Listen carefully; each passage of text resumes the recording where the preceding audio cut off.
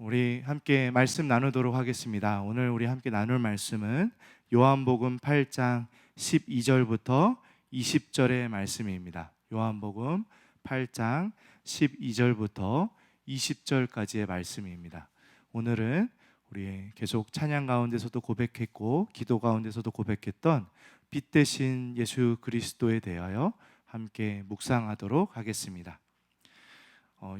요한복음을 묵상하고 공부하다 보면 요한복음은 끊임없이 예수님이 어떠한 분인지를 소개하고 있는데 좀 독특한 방법으로 소개합니다. 요한복음은 이 유대교의 특별한 날들을 배경으로 하여 예수님을 소개합니다.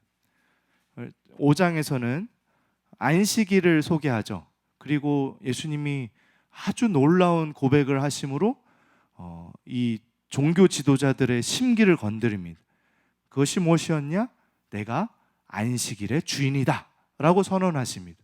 그러자 종교 지도자들이 그때부터 예수님을 고발하여 십자가까지 이어지는 그 문제 제기를 이제 시작되게 되는 것이죠.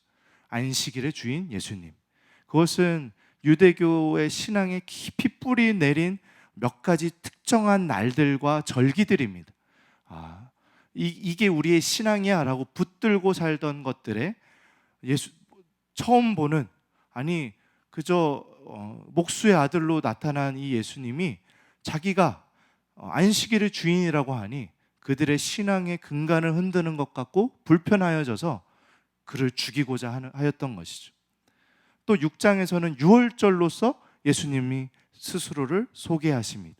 유월절을 완성하러 오신 예수 그리스도를 만날 수 있습니다. 그리고 이제 7장부터 8장 또 9장까지 이어져서 초막절을 배경으로 예수님은 본인을 소개하십니다. 초막절이라는 절기는 유대교의 3대 절기 중에 하나였지만 사실 우리한테는 그렇게까지 익숙한 절기는 아닙니다. 유월절은 좀 알죠. 예수님이 우리를 위해 죽으신 유월절 어린 양이라는 것을 알고, 또 이 출애굽 사건의 가장 그 마지막 재앙, 첫째 아들을 죽이는 것 대신에 예수님이 대신 죽으셨다, 이런 것들을 우리는 많이 설교를 통해 들었지만 초막절이라는 절기는 조금 낯섭니다.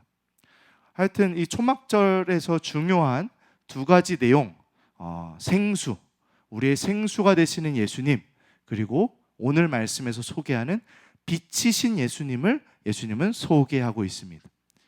요한복음은 조금 어렵습니다. 읽다 보면은 이런 배경이 없이는 이해하기가 어려워서 한 번에 이해되지 않을 때가 있지만 대신에 그만큼 배울 내용이 있고 의미가 있습니다. 그 배움 가운데 즐거움을 또 찾을 수 있는 우리들이 되었으면 좋겠습니다. 이 초막절은 수장절, 장막절로도 불리우기는 하는데 유월절만큼 지금 그리스도인들에게 유명하지는 않습니다. 근데 이 초막절은 가장 축제다운 절기였습니다. 가장 이렇게 신나고 기쁨으로 맞이할 수 있는 그런 날이었죠. 유월절은 좀 비장한 면이 있잖아요. 이 죽음과 심판과 구원에 관한 내용이 있다 보니 그 큰 의미 속에 좀 숙연해지고 또 마음이 무거워지기도 하고 그러한 절기였을지 모르지만 초막절은 추수감사절하고 좀 비슷합니다. 우리나라 추석처럼 한 해의 수확을 기뻐하고 감사하는 시간으로서 모이고 있습니다. 그리고 또 하나 의미가 있는데 텐트를 치는 것이죠.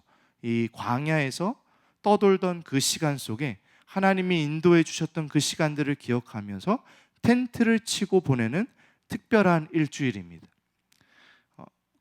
그때 그 축제를 한번 상상해 보십시오. 1년간 수고하여 이제 많은 결실들을 맺었습니다. 먹을 게 가장 풍성한 때입니다. 그것을 기뻐하고 감사하며 벌리는 축제, 파티입니다. 그리고 온 가족이 이날은 좀 특별하게 살던 집에서 나와서 캠핑하듯 나와가지고 우리를 이끌어주신 하나님의 은혜를 기억하며 좁고 불편하지만 조금은 특별한 시간으로서 광야를 기억하며 보내는 일주일의 축제입니다. 첫째 날과 마지막 날에는 성회가 있고 또 실로암 못에서 물을 기르다가 붓는 의식이 있고, 촛대를 밝히는, 성전을 밝히는 그러한 의식이 있었습니다. 매일 화제로 주님께 예배를 드리고 풍성한 음식과 나눔이 풍성한 축제의 현장입니다. 그때 중요한 상징 두 가지, 물과 불이 있습니다. 물에 대해서는 7장에서 소개가 되었고 많이 살펴보았지만 8장에서 말하는 이 축제를 밝히고 있는 빛의 의미를 살펴보아야 합니다. 이 성전에 사람들이 가장 많이 모이는 여인의 뜰이 있습니다. 그 안에 큰 금색의 4개의 스탠드가 세워집니다. 그 기둥의 끝에 4개의 등잔이 달리게 됩니다. 그러면 총 16개의 밝은 빛이 이 성전 안을 비치게 됩니다. 지금처럼 길마다 이 가로등이 있고 간판이 반짝거리고 차에 조명이 있고 이런 시절이 아니었을 그때에 밝게 빛나는 그 16개의 등은 이 예루살렘 성전의 이 노란색 석회암 벽을 아주 밝게, 아주 아름답게, 은은하게 비춰주는 축제의 밤이 되었을 것입니다. 우리 성도님들은 캠핑을 가보셨나요? 저는 캠핑을 몇 번 가볼 기회가 있었고 너무너무 즐거웠었습니다. 정말 이제는 쉬이 가기 어려워졌지만 하여튼 갈 기회가 된다면 언제든 또 가고 싶은데, 캠핑에 가서 가장 즐거운 시간은 뭐니 해도 불멍입니다. 불멍. 불을 피워놓고 멍하게 있는 거. 어두운 자연 속에, 자연 깊이 들어갈수록 깜깜합니다. 별도 잘 보이고 거기에 불을 딱 피워놓고 장작이 타닥타닥 타 들어가는 소리와 함께 캠핑 의자에 기대에 앉아서 하염없이 이 불이 제멋대로 흔들리며 보이는 그 춤 사이를 바라보고 있으면 많은 생각들이 떠오르기도 하지만 또 많은 생각들이 그냥 잠잠하게 흘러내려가 버립니다. 그곳에 캠핑을 함께 간 가족과 친구들과 그 사람들의 모습이 그 은은하게 그 불빛에 비춰집니다. 그리고 그 온도가 기가 막힙니다. 등은 쫙 시원한데 앞쪽에 이 불 쪽에서의 오는 따뜻한 온기 속에 정말 매력적입니다. 한번 기회가 된다면 꼭 밤에 그 불멍을 해보십시오. 꼭 해볼 필요가 있습니다. 그 광야에서 초막을 짓고 텐트를 치고 다닐 수밖에 없었던, 다른 선택지가 없죠. 그냥 그렇게 다녀야 했던 40년의 그 이스라엘 민족에게 그 초막, 텐트와 불은 아주 특별한 시간들이었을 것입니다.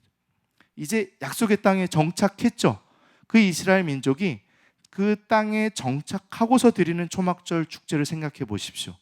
이제는 광야에서 어쩔 수 없고 불편했던 텐트의 시절을 다 지나가고 임시 거처였던 불안정한 삶을 사는 것이 아니라 허락된 땅이 있고 그곳에 집을 짓고 농사를 짓고 수확을 거두어 산다는 것의 그 의미를 한번 상상해 보십시오. 만나와 메추라기로 살던 불안한 삶, 불편한 삶을 끝내고 이제는 수고하여 땀 흘려 열매를 거두고 사는 안정적인 삶 속에 여전히 이 초막절을 통해 드리는 믿음의 고백은 내 삶은 여전히 잠시 이 땅에 왔다 가는 여행자이며 돌아갈 고향이 있고 또 비록 지금 나는 하나님이 주신 많은 음식들을 누리며 살고 있지만 이것도 내가 땀 흘려 거둔 수확물일지라도 하나님의 은혜가 없이는 불가능한 만나와 메추라기와 다를 것 없는 하나님이 내게 주신 음식이라는 것을 고백하는 이 추수감사의 시간을 우리는 한번 헤아려 보았으면 좋겠습니다. 이 특별한 축제를 밝히는 그 환한 불빛 앞에 서신 예수님께서 오늘 선언하십니다. 나는 세상의 빛이니 나를 따르는 자는 어둠에 다니지 아니하고 생명의 빛을 얻으리라. 다시 한번 바리새인들은 발끈합니다. 이것으로 그들의 그 예수를 향한 죽이고자 하는 살인은 더욱더 커져가지만 예수님은 거침없이 자신을 드러내십니다. 내가 이 초막절에 그 의미를 담은 세상의 빛으로 왔다. 성경 속의 빛의 의미를 한번 살펴봅시다. 하나님은 세상을 창조하실 때 가장 먼저 빛을 만드십니다. 이것은 태양이 아닙니다. 해와 달은 넷째 날에 만드시거든요. 이 빛이 무엇인지 우리는 잘 상상하기가 어렵습니다.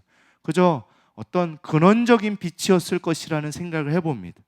그리고 창조는 이 빛으로 시작되는 것입니다. 빛이 있으라 하심에 빛이 있더라. 이집트의 10가지 재앙 잘 아시죠? 10번째 재앙은 잘 아시지만 9째 재앙은 좀 헷갈리실지 모릅니다. 바로 흑암의 재앙입니다. 애굽 온 땅이 3일 동안 어두워졌습니다. 그 짙은 어둠은 모든 활동을 불가능하게 만들어버립니다. 그런데 유일하게 이스라엘 백성들이 살고 있었던 그 외진 곳 고센 땅에는 유일하게 빛이 있었습니다. 출애굽을 했습니다. 광야에 들어가서 떠도는 그 취약한 인생들에게 하나님은 구름 기둥과 불 기둥으로 인도하십니다. 그 불 기둥을 바라보는 이스라엘 백성은 그 빛과 함께 인도하시는 하나님, 보호하시는 하나님, 그것을 그들은 경험했을 것입니다. 그래서 시편에 이렇게 고백하는 것은 너무나 타당합니다. 여호와는 나의 빛이요 나의 구원이시니 내가 누구를 두려워하리요. 하나님께서 우리의 빛이라는 것입니다. 우리를 밝히시고 우리를 보게 하시고 우리를 인도하시고 우리를 지키시는 빛으로 존재하십니다. 그리고 오늘 본문에서 예수님이 스스로 내가 너희의 빛이다 라고 고백하십니다. 요한은 예수님을 소개함에 있어서 이 빛이란 단어를 참 좋아합니다. 그래서 16번이나 이 요한복음에 빛이란 단어가 사용되었다고 합니다. 몇 가지를 좀 살펴보려고 합니다. 1장 4절부터 9절까지 이 예수님을 소개하는 첫 번째 문단 속에 이렇게 예수님을 빛으로 소개합니다. 4절부터입니다. 그 안에 생명이 있었으니 이 생명은 사람들의 빛이라. 빛이 어둠에 비치되 어둠이 깨닫지 못하더라. 하나님께로부터 보내심을 받은 사람이 있으니 그의 이름은 요한이라. 그가 증언하러 왔으니 곧 빛에 대하여 증언하고 모든 사람이 자기로 말미암아 믿게 하려 함이라. 그는 이 빛이 아니요 이 빛에 대하여 증언하러 온 자라. 참빛 곧 세상에 와서 각 사람에게 비추는 빛이 있었나니. 그것이 예수 그리스도라는 것이죠. 세례 요한은 사람들이 빛인 줄 알았지만 그 빛이 아니라 그 빛을 소개하는 사람이었고 빛으로 오신 예수님을 소개하고 있습니다. 3장 20절 21절입니다. 악을 행하는 자마다 빛을 미워하여 빛으로 오지 아니하나니 이는 그 행위가 드러날까 하며 진리를 좇는 자는 빛으로 오나니 이는 그 행위가 하나님 안에서 행한 것임을 나타내려 함이라 하시니라. 빛으로 오신 예수님을 미워하는 어둠의 세상을 소개하고 있습니다. 요한복음 12장 35절 36절입니다. 예수께서 이르시되 아직 잠시 동안 빛이 너희 중에 있으니 빛이 있을 동안에 다녀 어둠에 붙잡히지 않게 하라. 어둠에 다니는 자는 그 가는 곳을 알지 못하느니라. 너희에게 아직 빛이 있을 동안에 빛을 믿으라. 그리하면 빛의 아들이 되리라. 빛 대신 예수 그리스도를 믿으라 요한은 말하고 있습니다. 예수님께서 우리의 빛이 되신다는 의미를 좀 더 우리가 고민해 보았으면 좋겠습니다. 우선 우리는 빛이 없는 상태가 무엇인지를 생각해 보아야 됩니다. 즉 하나님과 단절되고 하나님을 거부하는 어둠의 세상이 존재한다는 것을 깨달아야 합니다. 우리 박 목사님께서 말씀해 주실 때 그런 말씀 많이 해주십니다. 죄란 이 8장 초반에 나오는 가늠한 여인의 문제처럼 단순히 도덕적이고 윤리적인 개념으로서의 죄가 아니라는 것입니다. 그것도 죄죠. 그러나 더 본질적인 죄는 하나님이 필요 없는 상태, 그것이 죄입니다. 하나님 필요 없는 상태, 그것이 이 세상의 본질적인 죄입니다. 빛을 싫어하고 대항하는 세상 속에 우리가 살고 있다는 것입니다. 그것이 방금 읽은 몇 개의 구절 속에서도 분명하게 드러나지 않습니까? 그 어둠을 깨달아야 합니다. 거기에서부터 하나님의 빛 되심의 의미가 우리에게 더 밝고 명확하게 비춰옵니다. 저는 미술의 문외한이지만 저 같은 사람도 알고 있는 미술가가 하나 있습니다. 렘브란트. 들어보셨나요? 빛의 미술가라고 합니다. 교양을 넓혀야 됩니다. 우리 성도님들도 이렇게 저도 잘 안 하면서 참 말은 쉽게 하지만 예술을 즐기며 그 안에서 배울 게 많습니다. 렘브란트, 빛의 미술가라고 합니다. 근데 그분의 이 작품들을 보면 처음 봤을 때 좀 그림이 어두워 보입니다. 전반적으로 어둡게 그립니다. 이 작가가 의도하는 부분의 빛을 도드라지게 하기 위해서 빛을 받지 못하고 있는 배경을 어둡게 표현합니다. 그러면 그 밝게 그린 부분이 대비돼서 더 아름답고 밝게 보입니다. 우리는 우리가 사는 세상의 어둠을 깨달을수록 그 안에 비추시는 예수 그리스도의 빛을 더 분명하게 바라보게 됩니다. 우리가 사는 세상이 어둠이라는 것을 깨닫지 못하고 난 이 세상이 너무너무 만족스러워라고 살아갈 때에는 결코 빛 대신 예수 그리스도가 보이질 않습니다. 하나님을 거부하는 세상에 그 진리를 밀어내고 그 빛을 사형장으로 골고다로 끌고 가고 있는 이 세상의 어두움을 직시하지 못한다면 우리는 빛을 바라보기가 참 어렵습니다. 지난주에 그 학생들과 그 디스커버리에서 운영하고 있는 특별한 체험관에 다녀왔습니다. 저희가 그 주중에는 그 대안학교로 이 공간이 사용되고 또 저희 목사들이 다 선생님으로 섬기고 있습니다. 그 아이들과 체험학습으로 그 디스커버리 아시죠? 그 내셔널 지오그래피 하는 그런 과학과 자연을 소개하는 그런 회사인데 그곳에서 저쪽 동탄에 체험관을 만들어 놨습니다. 그래서 막 자연에 관해서 환경에 대해서 굉장히 멋있고 아주 세련되고 재미있게 만든 장소인데 그 중에 한 공간은 우주에 대한 영상을 틀어줍니다. 거기 들어가면은 이 정면과 천장으로 화면이 쫙 쏘여집니다. 그리고 거의 이 공간에 그 빈백이라고 이렇게 푹신한 이렇게 거의 눕는 의자들을 쫙 깔아놓고 그러면 이제 학생들과 저희들이 다 거기 누워서 이렇게 정면과 하늘에 펼쳐지는 우주를 바라보면 너무너무 멋있고 환상적입니다. 근데 거기에서 우주의 기원을 말해줍니다. 우주의 기원. 수십억 년 전에 아무도 본 적이 없는 그 우주의 기원을 과학적이라면서 소개합니다. 한 점에서 이유를 알 수 없는, 설명할 수 없는 폭발이 일어난답니다. 거기에서 모든 물질들이 쏟아져 나와서 이 우주 만물을 구성하는 이 별들이 되고 생명체가 되어서 그렇게 우주가 시작되었다라고 말합니다. 그것이 소위 과학계가 말하고 있는 빅뱅입니다. 그 허무맹랑한 우주의 기원, 그걸 보면서 다행히 저희밖에 없어서 다른 분들이 계시면 그렇게 하면 안 되겠지만 저희가 거기 누워 앉아서 보면서 학생들도 있으니까 저걸 믿느니 왜 하나님을 안 믿을까? 막 이러면서 한숨을 이렇게 그 허무맹랑한 그 설명을 보면서 이렇게 얘기하고 있으니 아이들도 나오면서 에이 말도 안 돼 이러면서 나오더라고요. 근데 그걸 보면서 허무맹랑한 우주의 기원을 보며 창조자가 의도를 가지고 만든 이 창조의 그 믿음보다 더 많은 믿음을 요구하는 우연과 기적과 그것이 없으면 설명되지 않는 과학계의 이 우주의 기원을 바라보면서 우리가 깨달아야 되는 것이 하나 있습니다. 하나님을 배제하고 하나님을 제외하고 이 땅을 이해할 수밖에 없는 그들의 어둠의 세상을 우리는 깨달아야 합니다. 그거가 아니고는 어떻게 이 우주의 기원을 찾아낼 수 있겠습니까? 이토록 세련되고 멋진 과학관에서 찾아오는 수많은 아이들을 거기 눕혀놓고, 어른들을 눕혀놓고 소개하는 과학적 진실은 하나님을 지어내겠다는 것밖에 없습니다. 왜 이토록 세상을, 하나님을 밀어낼까요? 지워버리려고 할까요? 그것이 죄입니다. 하나님을 지어내는 것. 과학은 더 발전하고 있습니다.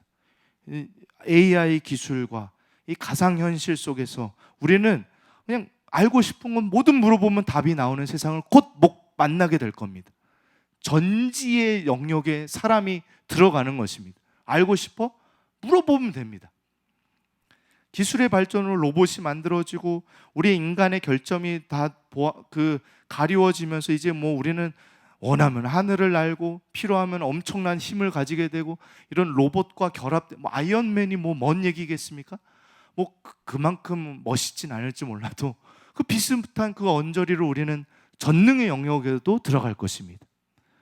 우리는 수면 연장의 꿈, 이 병을 이기고 노화를 이기는 온갖 과학기술들이 발전되고, 더 나아가 생명을 복제하는 아주 위험천만한 과학의 실험들은 이루어질 것이고, 그런 영화들 보셨나요? 이 인간의 뇌를 어딘가에 업로딩하여 그곳에서 영원토록 살겠다라는 꿈을 가지고 과학은 지금 그 실험들과 발전을 계속해 갑니다.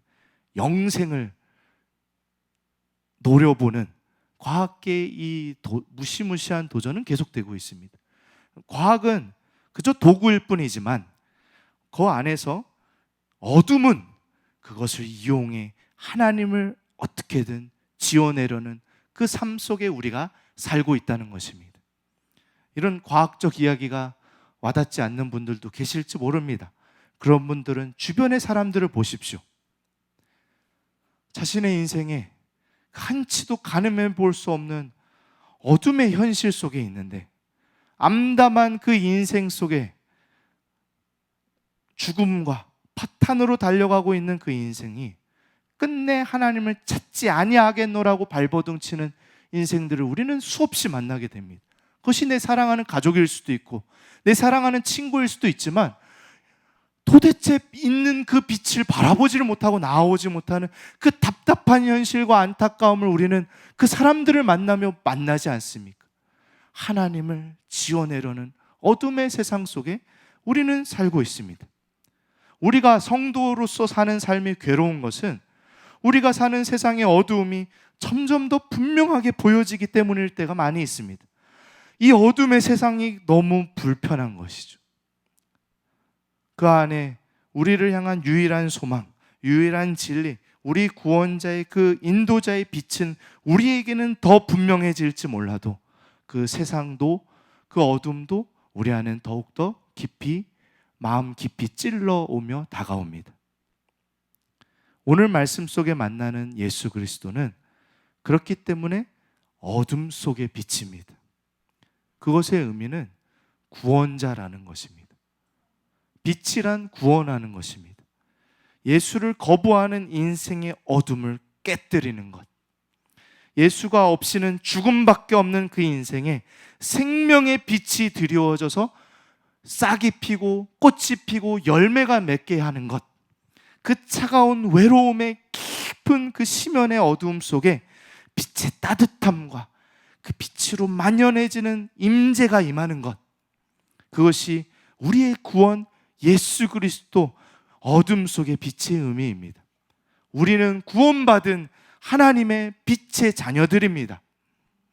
그러나 우리는 우리 사는 어둠의 세상 속에 치여서 빛의 자녀임에도 우리 얼굴엔 우리의 표정엔 빛보다 어둠이 짙게 드리울 때가 더 많이 있습니다. 얼굴에 드리우는 어둠보다 더 무서운 것은 빛의 자녀의 이 마음속에 드리워지는 어두움, 내가 빛의 자녀라는 걸 바라보지 못하게 하는 삶에 치인 모습들입니다. 주님의 구원의 빛, 어둠 속의 빛을 끊임없이 붙잡아야 합니다. 그것이 구원의 빛을 따라가는 것입니다. 오늘 본문에 그러잖아요. 12절에 나를 따르는 자는 어둠에 다니지 아니하고 생명의 빛을 얻으리라. 끊임없이 그 구원의 빛을 따라야 합니다. 빛의 목적은 우리의 갈 길을 보여주고 인도하는 등불이기 때문입니다. 우리 구원받은 이미 어둠이었던 우리의 인생에 빛이 드려진 성도의 삶에 계속해서 이어져야 되는 그 삶, 성화의 과정은 빛을 끊임없이 따르는 우리의 매일의 발걸음 속에 있는 것입니다. 성도님들, 너무 어둡게 살지 마십시오. 집안의 커튼은 가능한 걷고 사십시오. 햇빛이 들어오게 하십시오. 아니, 날 좋은 날엔 집 밖으로 나가십시오. 광합성을 해야 됩니다. 건강하게 살아가야 됩니다. 우리의 어둠은 늘 우리를 잠식하려 합니다. 물론 지금 말씀은 영적인 의미죠. 그러나 실제로도 그렇습니다. 어둠 속에 사는 사람은 건강할 수가 없습니다. 어둠은 어둠을 익숙하게 만들어 버립니다. 거기 있는 게 편안해지기 시작합니다. 그런데 거기에 발이 묶여버리고 우리는 점차 우울해지고 외로워지고 더 이상 나아갈 수 없는 존재가 됩니다. 빛으로 나오십시오. 밝게 살기를 축복드립니다. 그리고 빛 대신 예수 그리스도를 쫓아 살아가십시오. 주님의 제자가 되어서 그분과 함께 걷는 그 발걸음 속에, 그분을 쫓아가는 그 발걸음 속에 빛을 보고 배우십시오. 난 예수를 믿고 주일에 교회에 예배 드렸으면 됐어. 더 이상 요구하지 마세요. 불편합니다. 이렇게 하지 마세요. 그것은 끊임없이 주를 따르는 빛 가운데 거하는 삶에 합당한 모습이 아닙니다. 빛은 우리의 종교적 영역으로 구분된 내 어느 한 부분만을 비추기 위해 존재하지 않습니다. 우리의 전체 삶을 조명하고 인도하는 빛이 되어야 하기 때문입니다. 우리는 늘 빛 앞에 자신이 드러나야 됩니다. 그것은 눈이 부신 일입니다. 불편합니다. 부끄럽습니다. 어둠 속에 있다 빛으로 나온 나의 모습은 부끄럽기 한이 없습니다. 그러나 그 빛은 우리로 하여금 끊임없이 구원의 완성으로, 빛의 자녀의 합당한 모습으로 우리를 인도해 갑니다. 내가 오늘 빛을 따르기 위해 애쓰는 그 삶 속에 우리는 그 빛을 닮아갑니다. 우리에게 허락된 가정과 교회를 밝히는 예수 그리스도의 반사체가 되어 나타납니다. 여러분들이 내게 허락된 관계 속에, 공동체 속에 빛을 비추는 하나님의 도구가 되기를 간절히 바라야 됩니다. 어두워져 가고 무너져 가는 이 인생들을 향해 내가 조금이라도 빛이 되어줄 수 있는 하나의 작은 예수 그리스도가 되기를 바라야 합니다. 우리 아이들은 우리가 영광스럽게 빛나는 삶을 통해 그들에게 예수 그리스도를 소개할 수 있습니다. 우리의 영광스러운 삶은 세상의 성공을 의미하는 것이 아닙니다. 돈을 많이 벌고 당당하고 명예롭고 그런 것을 말하는 것도 아닙니다. 심지어 도덕적으로 무음한 삶을 의미하는 것도 아닙니다. 예수님을 닮은 그 사랑의 발걸음, 간음 중에 잡힌 여인을 위해 성육신하신 예수 그리스도, 그 돌로 쳐 죽임 당할 여인의 죄를 대신 지시기 위해 이 땅에 오신 예수 그리스도의 그 사랑의 빛을 배우고 쫓아가는 삶 속에 우리는 빛나는 예수 그리스도의 제자가 되는 것입니다. 예수님을 알고 따르는 길은 어둠의 세상은 이해할 수 없고, 아니 어둠의 세상은 우리를 미워하는 진정 빛나는 삶의 모습입니다. 지난 금요일 날 이 대안학교 어머니들 몇몇이 오셔서 시간을 내서 와서 이 교회의 오랜 그 묵은 때들을 열심히 지원해 주셨습니다. 저기 깔려 있는 매트와 부엌에 겹겹이 쌓인 세월 속의 때들을 한참을 문질러야 정말 막 세제를 쓰고 근육을 써서 노동을 해서 해야 색이 바뀝니다. 그렇게 그 수고로움 가운데 오랜만에 교회 바닥 매트는 더 빛나고 부엌은 빛나고 있습니다. 그것은 세상의 원리로 뭐 돈 주고 사람을 쓴다던가 아니면 차라리 매트를 더 한번 이참에, 아니 솔직히 지금 세대 그 어머니들 노동력을 돈으로 사면 매트를 사는 게 낫죠. 그냥 사고 말면 될 일 아니겠습니까? 새로. 그러나 우리 아이들을 위하여, 우리 교회 공동체를 위하여 그 그리스도를 닮은 작은 사랑의 헌신은 그 빛나는 바닥과 부엌보다 더 빛나는 것입니다. 그것이 우리를 빛나게 하는 예수 그리스도를 따르는 아주 작은 실천의 하나입니다. 그것이 우리 삶 속에 얼마나 많이 적용될 수 있겠습니까? 빛의 공동체가 되기를 주님의 이름으로 축복합니다. 우리의 무지했던 어둠은 물러가고, 우리가 하나님 없이 나 혼자 스스로 충분히 해낼 거라는 죄와 교만은 무너지고, 하나님 영원한 생명, 세상은 알 수도 없는 영광으로 날마다 인도함 받으며 빛 대신 예수 그리스도의 사랑으로 충만하여져 가는 모든 성도님들의 삶이 되시길 주님의 이름으로 축복드립니다. 함께 기도하겠습니다. 사랑의 하나님 아버지, 어두운 우리의 인생에 빛으로 예수 그리스도를 허락하여 주시니 감사드립니다. 우리의 어둠이 밝혀지는 것이 축복임을 알게 하여 주시고, 우리의 부끄러움을 껴안고 예수 그리스도 앞에 나아가 변화될 수 있도록 주님 축복하여 주시옵소서. 우리를 통해 우리의 가정이 빛나게 하여 주시고, 우리의 교회 공동체가 빛나게 하여 주시고, 우리의 자녀의 삶이 영광으로 인도함 받을 수 있도록 주님 축복하여 주시옵소서. 빛으로 구원받은 우리의 인생이 날마다 빛을 따르는 인생 되게 하여 주시고, 그것으로 빛을 닮아가게 하여 주시고, 빛을 소개하고 나타내는 인생 되게 하여 주시고, 영원한 빛의 나라에 들어가는 우리의 삶이 될 수 있도록 주님 축복하여 주시옵소서. 지금은 빛으로 오신 우리 구주 예수 그리스도의 은혜와 그 빛을 이 땅에 보내주신 하나님 아버지의 크신 사랑과 그 빛이 우리의 인생에 빛나게 하시는 성령 하나님의 내주교통 역사하심이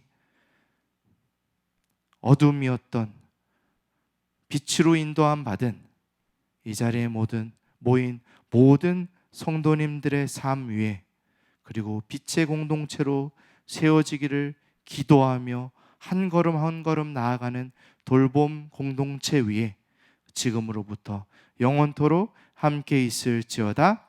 아멘.